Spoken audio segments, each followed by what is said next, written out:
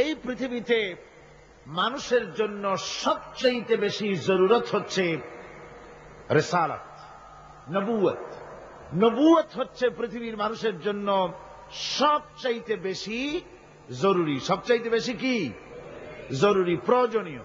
তার কারণ হচ্ছে এই পৃথিবীর মধ্যে অগণিত মানুষ, অসংখ্য মানুষ, আর সেই অসংখ্য মানুষের মধ্যে রয়েছে অসংখ্য চিন্তা, অসংখ্য মত, অসংখ্য পথ। যেমন এই বিশাল মাহফিল, এই মাহফিলের ভিতরে যত লোক এসেছে সব কি এক চিন্তার লোক? বলুন, সব কি এক দলের লোক? সব কি এক মত ও পথের লোক? নিশ্চয়ই নয়। এ মাহফিলের ভেতরে যত মানুষ এসেছে ঠিক অত না হলেও তার কাছাকাছি চিন্তা এবং মত ও পথের বহুত লোক এখানে এসেছে। কেউ তো চিন্তা করেন ধর্মনিরপেক্ষ মতবাদের মাধ্যমে আসবে দেশ ও সমাজে শান্তি। কেউ ভাবেন যে না, পুঁজিবাদের মাধ্যমেই আসতে পারে শান্তি। কেউ ভাবেন না সমাজতন্ত্রের মাধ্যমেই আসতে পারে পৃথিবীর বুকে, বিশেষ করে আমাদের দেশের শোষিত নির্যাতিত মানুষের মুক্তি। আবার কেউ ভাবেন না, এর কোনোটাই নয়, জাতীয়তাবাদের মাধ্যমেই আসতে পারে শান্তি। আবার কেউ ভাবেন না, এ ধর্মনিরপেক্ষতাবাদ নয়, জাতীয়তাবাদ নয়, সমাজতন্ত্র নয়, পুঁজিবাদ নয়, কেবলমাত্র শান্তি আসতে পারে ইসলামের মাধ্যমে। সুতরাং এক পদের এক চিন্তার লোক আসে নাই। এখানে যেমন বিএনপির লোক আছে, তেমন আওয়ামী লীগের লোকও আছে, তেমন জাসদ আছে, বাসদ আছে, আবার তেমন মুসলিম লীগ আছে, তেমন নিজাম ইসলাম আছে, তেমন জামাত ইসলামীও আছে। ঠিক কিনা? আবার সকল ছাত্র সংগঠন, এদের অঙ্গ সংগঠন যত আছে, সব ছাত্র সংগঠনের লোকও আছে। তাহলে বোঝা গেল এই ধরনের একটি মাহফিলের মধ্যে যদি এত চিন্তা, এত মত আর পথ, এত আদর্শ মাথার মধ্যে যদি থাকে, তাহলে গোটা পৃথিবীতে সারা দুনিয়া জুড়ে যত মানুষ আছে, এই মানুষগুলির কত চিন্তা, কত মত আর কত পথ। অসংখ্য মানুষ, অসংখ্য চিন্তা। তবে মূল কথা হলো এই, সব চিন্তাগুলি এক সময় সঠিক হতে পারে না।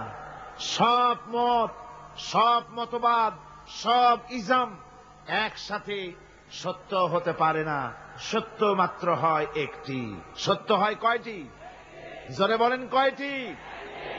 এই হাজারো মত, হাজারো পথের মধ্যে সত্য মাত্র একটি। এই সত্য পথ কোনটি তা কে বলে দেবে?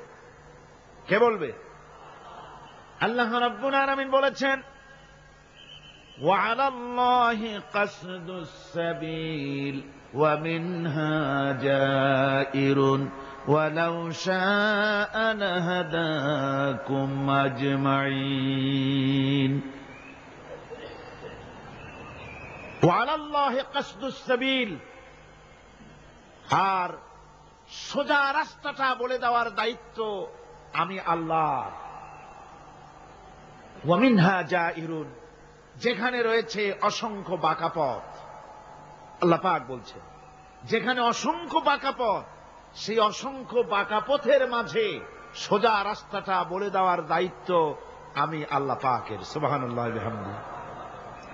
সেই সোজা রাস্তাটা বলে দেওয়ার দায়িত্ব আল্লাহ গ্রহণ করে গোটা পৃথিবীর মানুষের জন্য সোজা রাস্তা বলে দেওয়ার জন্যই নবুয়তের সিলসিলা চালু করেছেন, রিসালাত এই পৃথিবীর মানুষের জন্য প্রদান করেছেন, সোজা রাস্তা বলে দেওয়ার জন্য।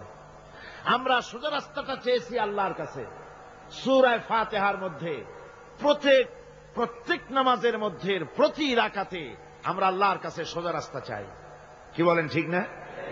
আমরা নামাজের মধ্যে বলি, ইহদিনাস সিরাতাল মুস্তাকিম সিরাতাল্লাযীনা আন'আমতা আলাইহিম গায়রিল মাগদুবি আলাইহিম ওয়ালাদ-দাল্লিন।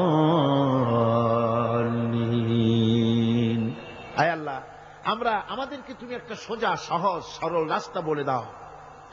নিয়ামত প্রাপ্তদের রাস্তা আমাদের বলো। আমরা সোজা রাস্তা চাই। আল্লাহ পাক আমাদের চাহিদা অনুযায়ী আগের থেকেই আল্লাহ পাক পৃথিবীর মানুষের জন্য সোজা রাস্তা বলে দেওয়ার জন্য পয়গম্বরদেরকে প্রেরণ করেছেন। এই নবুয়ত, এই রিসালাত হচ্ছে পৃথিবীর মানুষের জন্য সবচাইতে বেশি জরুরি। আর এই নবুয়তকে আল্লাহ রাব্বুল আলামিন যে দান করলেন, তা মানুষেরা নিজেরা নির্বাচনের মাধ্যমে নবী বানাতে পারে না, নবী আল্লাহই তৈরি করেন। নবী ইলেকশনের মাধ্যমে, ভোটের মাধ্যমে নবী তৈরি হয় না। নবী তৈরি হয় কিসের মাধ্যমে বলুন? জি, আল্লাহ রাব্বুল আলামিন নবুয়ত তিনি দেন, নবুয়ত তিনি মনোনীত করেন, তিনি নির্বাচনের মোহতাজ করেন নাই নবুয়তকে। যেহেতু যারা নবী হবেন তাদেরকে আল্লাহ পাক আগের থেকেই তৈরি করে রাখেন।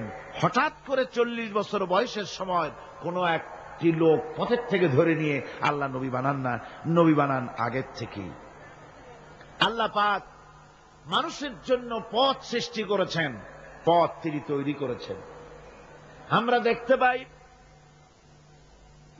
সমুদ্রের ভিতরে নাবিকেরা তারা যখন স্টিমার চালায়, নৌযান যখন চালায়, তখন দিনের বেলায় সূর্যের আলো দিয়া চলে, রাতের আঁধারে যেন পথ না হারায় সেজন্য রব্বুল আলামিন আকাশে তারকা খচিত করে নাবিকদেরকে পথের দিশা দিয়ে দিয়েছেন। আবার তিনি মরুভূমির ভিতরে ধুধু প্রান্তরের মধ্যে নিশানা তৈরি করে মানুষের পথের দিশা দিয়েছেন। যে আল্লাহ রাব্বুল আলামিন মানুষের এমনি করে সমুদ্রের মধ্যে, পাহাড়ের ভিতরে, প্রান্তরের মধ্যে পথের দিশা দিয়ে দিয়েছেন, সেই আল্লাহ রাব্বুল আলামিন মানুষের জীবনের চলার জন্য আলো প্রদান করেন নাই, পথ প্রদান করেন নাই। এটা কেবলমাত্র বেকুবরাই চিন্তা করতে পারে। কারা চিন্তা করবে এটা? যারা বেকুব, যারা আহমক, ওরাই চিন্তা করতে পারে। আল্লাহ পাক পথ তৈরি করেছেন, আলো জ্বালিয়েছেন। কোরআনে কারিমে রব্বুল আলামিন বলেছেন, قد جاءكم من الله نور وكتاب مبين। আমি আল্লাহর পক্ষ থেকে তোমাদের জন্য এসেছে আলো, আর আমি তোমাদের দিয়েছি স্পষ্ট কিতাব। আমার পক্ষ থেকে যে আলো তোমাদেরকে দান করেছি, সে আলো হচ্ছেন মুহাম্মদুর রাসূলুল্লাহ সাল্লাল্লাহু আলাইহি ওয়াসাল্লাম, তিনি হতেছেন আলো। আর একটা কিতাব দিয়েছি, ওই কিতাবের নাম হচ্ছে কোরআনে কারীম। কোরআন শরীফ দিয়েছে, স্পষ্ট কিতাব। আর আলো দিয়েছি, আলো হচ্ছেন মুহাম্মদুর রাসূলুল্লাহ সাল্লাল্লাহু আলাইহি ওয়াসাল্লাম। হুজুরকে নূর বলা হয়েছে, হুজুরকে সিরাজাম মুনীরা বলা হয়েছে, একটা উজ্জ্বল প্রদীপ বলা হয়েছে। হুজুর যেমন শানওয়ালা, বরকতওয়ালা নবী, তাকে তো প্রদীপের সাথে নয়, তাকে তুলনা করা দরকার ছিল সূর্যের আলোর সাথে, চাঁদের আলোর সাথে। কিন্তু আল্লাহ রাব্বুল আলামিন সূর্য এবং চাঁদের সাথে তুলনা না করে হুজুরকে তুলনা করেছেন প্রদীপের সাথে। কারণ হচ্ছে সূর্যের আলো যতই প্রখর হোক, সূর্যের আলো যতই প্রচন্ড হোক, এই সূর্য কিয়ামত পর্যন্ত চেষ্টা করে নতুন আরেকটি ছোট্ট সূর্যের জন্ম দিতে পারবে না। চাঁদের আলো যতই সুন্দর হোক, যতই স্নিগ্ধ হোক না কেন, কিয়ামত পর্যন্ত চেষ্টা করে চাঁদ নতুন ছোট্ট একটি চাঁদের জন্ম দিতে পারবে না। অথচ একটা প্রদীপ, এই প্রদীপ থেকে যদি কেউ আলো ধরাতে চায়, আর একটা ধরানো যাবে, 10টা যাবে, 100টা যাবে, সহস্রটা যাবে। যত আলো ধরাতে চায়, একটা প্রদীপ থেকে মানুষ আলো হাজারো হাজারো লাখো লাখো আলো ধরাতে পারে, তাতে ওই প্রদীপের আলো মোটেই কমে যাবে না। ঠিক কিনা বলেন? সুতরাং রাসূল পাক সাল্লাল্লাহু আলাইহি ওয়াসাল্লাম হচ্ছেন জ্ঞানের প্রদীপ। কিসের প্রদীপ? জ্ঞানের প্রদীপ। তার কাছ থেকে, আল্লাহ রাব্বুল আলামিনের কাছ থেকে এসেছে জ্ঞান। সেই জ্ঞান তিনি বিকিরণ করেছেন, বিতরণ করেছেন গোটা বিশ্ববাসীর জন্য। সুতরাং হিদায়াতটা আল্লাহর পক্ষ থেকে পয়গম্বরদের কাছে সরাসরি আসে, অন্যদের কাছে আসে না। এই পৃথিবীতে দার্শনিকরাও নেতা, রাজনৈতিক নেতারাও নেতা।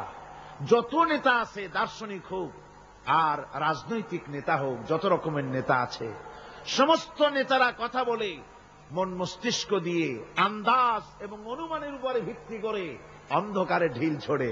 আর পয়গম্বরেরা আন্দাজের উপরে ভিত্তি করে, অনুমানের উপরে ভিত্তি করে কোনো কথা বলেন না, অন্ধকারে ঢিল ছোড়েন না, পর্যবেক্ষণ করে চোখে দেখে বিশ্বাসের ভিত্তিতে আল্লাহর পক্ষ থেকে যে কথা আসে সেই কথাই দৃঢ়তার সাথে তারা পেশ করে থাকেন। নবীরা হচ্ছেন মাসুম। নবীরা কি মাসুম, বেগুনাহ, তাদের কোনো গুনাহ নাই। আল্লাহ পাক তাদেরকে হেফাজত করেন। কে হেফাজত করেন? আল্লাহ সুবহানাহু ওয়া তাআলা। শয়তান হচ্ছে মোস্ট পাওয়ারফুল। শয়তানের এত বড় পাওয়ার, সে যে কোনো মুহূর্তে যে কোনো আলেম, যে কোনো পীর, যে কোনো সুফি, দরবেশ, হাজি, গাজী, যে কোনো ব্যক্তিকে ওয়াসওয়াসা দিতে পারে, প্রতারণা দিতে পারে, কিন্তু নবীদেরকে প্রতারণা দিতে পারে না। আল্লাহ পাক শয়তানের সব রকমের কুমন্ত্রণা এবং ওয়াসওয়াসা থেকে আল্লাহ পাক নবীদেরকে কি করেছেন? হেফাজত করেছেন। এই পৃথিবীর মানুষের জন্য আল্লাহ রাব্বুল আলামিনের সবচেয়ে বড় ইহসান হচ্ছে যে তিনি আমাদের জন্য নবী দিয়েছেন, হেদায়েত আমাদের দিয়েছেন নবীর মাধ্যমে। আর তাও আবার তিনি নবী দিয়েছেন মানুষের মধ্য থেকে, কোন নবী ফেরেশতাদের মধ্য থেকে দেওয়া হয়নি। নবীর বশরিয়ত সম্পর্কে গত বছরের তাফসীরের মাহফিলে সূরা ফুরকান থেকে আলোচনা করেছিলাম, বোধহয় আপনাদের মনে আছে, মনে আছে না? আল্লাহ পাকের এটা ইহসান যে তিনি নবী বানিয়েছেন সব মানুষদের, ফেরেশতাদের নবী বানান নাই। ফেরেশতা নবী হলে আমাদের জন্য সুবিধা হতো না, কি বলেন ঠিক না? তার কারণ হলো ফেরেশতারা পুরুষও না, নারীও না, তারা মানুষের সমস্যা বোঝেন না, তাদের কল নাই, কারখানা নাই, তাদের ক্ষেত খামার নাই, মহিষ গরু নাই, তাদের রাজনীতি নাই, তাদের ইলেকশন নাই, তাদের ভোটাভুটি নাই, তাদের কিছুই নাই। তারা শুধু আল্লাহ পাকের আজ্ঞাবহ বিরাট এক বাহিনী। তো তারা পুরুষও না, নারীও না। সুতরাং স্বামী স্ত্রীর মধ্যে যদি কোনো মনোমালিন্যর সৃষ্টি হয় তাহলে তার মীমাংসা করা তাদের পক্ষে সম্ভব না। তারা কি করে জানবে যে স্বামী স্ত্রীর মধ্যে গন্ডগোল হয় কেন, আর তা মিটাই কি করে? কল কারখানা তাদের নাই, তারা শ্রম দেয় না, তারা কল কারখানার মালিকও না। সুতরাং শ্রমিকদের সাথে মালিকের বাধে কেন, আর মেটে কিসে, তাও তাদের বোঝার কথা না। তারা রাজনীতি করে না, তারা ইলেকশন করে না, তারা আল্লাহ পাকের আজ্ঞাবহ বাহিনী। মানুষকে রাজনীতি করতে হয়, সমাজ নিয়ে বাস করতে হয়। সুতরাং রাজনীতি করতে গিয়ে মানুষকে হরতালের ডাক দিতে হয়, ধর্মঘট করতে হয়, ভোটাভুটি করতে হয়, কত কিছু করতে হয়। ফেরেশতা যদি নবী হতো তো মানুষের প্রতি ইহসান হতো না। এই জন্য আল্লাহ রাব্বুল আলামিন মানুষের প্রতি সবচাইতে তিনি হচ্ছেন বড়, তিনি সবচাইতে ইহসানকারী, তিনি মানুষের প্রয়োজন বোঝেন। এই জন্য মানুষের জন্য তিনি যে নবী বানালেন, সমস্ত নবীরাই ছিলেন মানুষ। সমস্ত নবীরাই কি? সবাই জোরে সোরে বলেন, নবীরা কি ছিলেন? আল্লাহ পাক নবী দিয়েছেন, আবার মানুষ সৃষ্টি করে তার হেদায়েতের রাস্তা দেখিয়ে দিয়েছেন। আল্লাহ এমন কিছু সৃষ্টি করেন নাই যার চলার পথ দেন নাই, চলা শিখান নাই। সৃষ্টি করেছেন অথচ চলা শিখান নাই, এমন কিছুই সৃষ্টি করেন নাই। যেমন আল্লাহ রাব্বুল আলামিন চোখ সৃষ্টি করেছেন দেখার জন্য, চোখ দেখার কাজ করে, কান শোনার কাজ করে। পাখিকে সৃষ্টি করে ওড়ার মতো ট্রেনিং আল্লাহ রাব্বুল আলামিন দিয়ে দিয়েছেন। মাছকে সাঁতার কাটার ট্রেনিং দিয়ে দিয়েছেন। আপনি দেখুন, আপনার বাড়ির মুরগির ডিমের থেকে বাচ্চা বেরোবার পর আপনি যদি তাকে পানির মধ্যে ছেড়ে দেন সে চুবনি খেয়ে মরে যাবে, কিন্তু হাঁসের ডিম থেকে বাচ্চা বেরোলে পরে ওই বাচ্চা পানির মধ্যে দিবেন, সাঁতরায়া ডুব খাইয়া যেমনি পারুক কেনারায় চলে আসবে। কে দিল তার সাঁতারের ট্রেনিং? কে দিল? আল্লাহ রাব্বুল আলামিন। সুতরাং আল্লাহ শুধু সৃষ্টি করেন না, সৃষ্টি করেন, প্রতিপালন করেন, আর হেদায়েতের রাস্তাও তিনি বলে দেন। তাই এই পৃথিবীতে সাধারণ নেতাদের সাথে আর নবীদের সাথে বিরাট পার্থক্য সূচিত হয়েছে, যেহেতু নবীদের মাধ্যমেই আল্লাহ পাক মানুষের চলার পথের দিশা দিয়েছেন। দুনিয়ার সব নেতারা কথা বলেন মস্তিষ্ক দিয়ে চিন্তা করে কথা বলেন। আর পয়গম্বরেরা, আল্লাহ রাব্বুল আলামিন বলেছেন, মা ইয়ানতিকু আনিল হাওয়া ইন হুয়া ইল্লা ওয়াহিয়ুন ইউহা। নবী নফসকে অনুসরণ করে, প্রবৃত্তিকে অনুসরণ করে নবীজি কোনো কথা বলেন না। আমার নবী যেটা বলেন সেটা হলো ওহী। আমি যা তাকে বলতে বলি নবীজি তাই বলেন, আমার কথাই বলেন। আল্লাহ পাক গ্যারান্টি দিতেছেন, এই যে কোরআন, এই কোরআনে কারিমের ভিতরে আমার নবী যদি নিজের থেকে বানিয়ে কোনো কথা বলতেন, ওয়ালাউ তাকাওয়ালা আলাইনা বাদাল আকাবিল, নবী যদি নিজের থেকে কোনো কথা যদি রচনা করে কোরআনের মধ্যে ঢুকিয়ে দিতেন, তাহলে আমি আল্লাহ রব্বুল আলামিন নবীজির হাতকে চেপে ধরতাম, আমি তার ডান হাতকে চেপে ধরতাম, আর তার কণ্ঠনালীকে আমি আল্লাহ রব্বুল আলামিন কেটে ফেলে দিতাম। সুবহানাল্লাহ পড়ে। আমি তার কণ্ঠনালীকে কেটে দিতাম। তার অর্থ কি? অর্থ হলো নবীজি নিজের থেকে কোনো কথা বলেন না। নবী যা বলেন, নবীরা যা বলেন সব কার কথা? আল্লাহ সুবহানাহু ওয়া তাআলার কথা। তাই নবীদের কাছে যত ইলম এসেছে সমস্ত ইলম কার? জোরে বলেন, সমস্ত ইলম কার? আল্লাহ পাকের। আল্লাহর পক্ষ থেকেই তাদের কাছে ইলম এসেছে। তাই হযরত ইব্রাহিম আলাইহিস সালাম তার পিতাকে ডেকে বলেছিলেন, ইয়া আবাতি ইন্নী ক্বাদ জাআনি মিনাল ইলমি মা লাম ইয়াতিকা ফাত্তাবি'নি আহদিকা সিরাতান সাবিয়্যা। হে আমার সম্মানিত পিতা, আমার কাছে এমন এক ইলম এসেছে, আমার কাছে এমন এক জ্ঞান এসেছে যে জ্ঞান আপনার কাছে নাই, যে জ্ঞান আপনার কাছে আসে নাই। সুতরাং আমার ইত্তেবা করুন, আমার অনুসরণ করুন, তাহলে আপনি সহজ সরল রাস্তাটি খুঁজে পাবেন। আমার কাছে যে জ্ঞান আসছে ওই জ্ঞান আপনার কাছে নাই। তার মানে আমার কাছে কিসের জ্ঞান আসছে? ওহীর জ্ঞান। কিসের জ্ঞান? ওহীর জ্ঞান। জ্ঞান হচ্ছে দুই প্রকার। জ্ঞান কয় প্রকার? একটা হচ্ছে ওহীভিত্তিক জ্ঞান, আর একটা হচ্ছে গায়রে ওহীভিত্তিক জ্ঞান। ওহীভিত্তিক জ্ঞান হচ্ছে আল্লাহর, আর গায়রে ওহীভিত্তিক জ্ঞান হচ্ছে কার?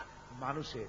এই ওহীভিত্তিক জ্ঞান যতদিন পৃথিবীতে আসে নাই ততদিন পর্যন্ত আবু জাহল, তার নাম ছিল আবুল হিকাম। কি নাম ছিল? আবুল হিকাম। মানে কি? বুদ্ধির বাপ। শুধু বুদ্ধি, শুধু জ্ঞানী না, শুধু বুদ্ধিজীবী না, বুদ্ধিজীবীর বাপ। আর যখন ওহী নাজিল হয়ে গেল আল্লাহর পক্ষ থেকে, তখন বুদ্ধির বাপ কি হয়ে গেল? আবুল হিকামটা কি হলো? আবু জাহল হয়ে গেল। সে তখন মূর্খের পিতা হয়ে গেল। আসল জ্ঞান এসে গেছে, আর আসল জ্ঞানের মালিক হচ্ছেন আল্লাহ সুবহানাহু ওয়া তাআলা। তিনি ইব্রাহিম আলাইহিস সালামের কাছে জ্ঞান তিনি পাঠিয়েছেন, হযরত লূতের কাছে তিনি জ্ঞান পাঠিয়েছেন, মুসা আলাইহিস সালামের কাছে তিনি জ্ঞান পাঠিয়েছেন। সমস্ত নবীদের কাছে আল্লাহর পক্ষ থেকে জ্ঞান এসেছে। আর আল্লাহ রাব্বুল আলামিন কোন জাতকে মাহরুম করেন নাই। সমস্ত জাতির কাছে ওয়ালি কুল্লি উম্মতির রাসূল, প্রত্যেক জাতির জন্য আল্লাহ পাক রাসূল প্রেরণ করেছেন। সুবহানাল্লাহ পড়ে। আল্লাহ রাব্বুল আলামিন বলেছেন, ওয়ালাকাদ বাআসনা ফি কুল্লি উম্মাতির রাসূলা আন ইবুদুল্লাহা ওয়াজতানিবুত তাগুত। আমি প্রত্যেক জাতির জন্য, প্রত্যেক উম্মতের জন্য আমি রাসূল প্রেরণ করেছি, যাতে করে কোন জাতি বলতে না পারে যে আমরা সতর্ককারী আমাদের কাছে আসে নাই, তাওহীদের কথা বলতে কেউ আসে নাই। আল্লাহ রাব্বুল আলামিন তাই প্রত্যেক জাতির জন্য বলেন আমি নবী পাঠিয়েছি। তারা দাওয়াত দিয়েছেন এক আল্লাহর গোলামি করো, এক আল্লাহর দাসত্ব করো, তিনি ছাড়া তোমাদের কোনো ইলাহ নাই, তিনি ছাড়া তোমাদের কোনো মাবুদ নাই, উপাস্য নাই, তারই গোলামি জীবনের সকল ক্ষেত্রে করো। এভাবে করে আল্লাহ পাক যুগে যুগে নবী প্রেরণ করেছেন। এই নবী পাঠাবার উদ্দেশ্য কি সেটা কোরআনে কারীমে আল্লাহ পাক বলছেন। নবী পাঠাবার উদ্দেশ্য হচ্ছে আলিফ লাম রা কিতাবুন আনজালনাহু ইলাইকা লিতুখরিজান নাসা মিনাজ যুলুমাতি ইলান নূর। এই কিতাব আমি তোমার প্রতি অবতীর্ণ করেছি। কেন? লিতুখরিজান নাস মিনাজ যুলুমাতি ইলান নূর। পয়গম্বরদের আগমনের উদ্দেশ্যই ছিল যে তারা পৃথিবীর মানব মণ্ডলীকে পঞ্জীভূত অন্ধকারের ভেতর থেকে টেনে বের করে আলোর দিকে নিয়ে আসবে। কোথায় নিয়ে আসবে? আলোর দিকে নিয়ে আসবে। পঞ্জীভূত অন্ধকার কি? অন্ধকার হচ্ছে মানুষের তৈরি করা মতবাদ। মানুষ যত মতবাদ তৈরি করেছে সবগুলি কি? অন্ধকার। একমাত্র ইসলাম হচ্ছে আলো। সেই আলোর দিকে, হেদায়েতের দিকে, কোরআনের দিকেই আল্লাহ রাব্বুল আলামিন নবীদেরকে পাঠিয়েছেন, যাতে করে তারা মানব মণ্ডলীকে আলোর দিকে নিয়ে আসেন।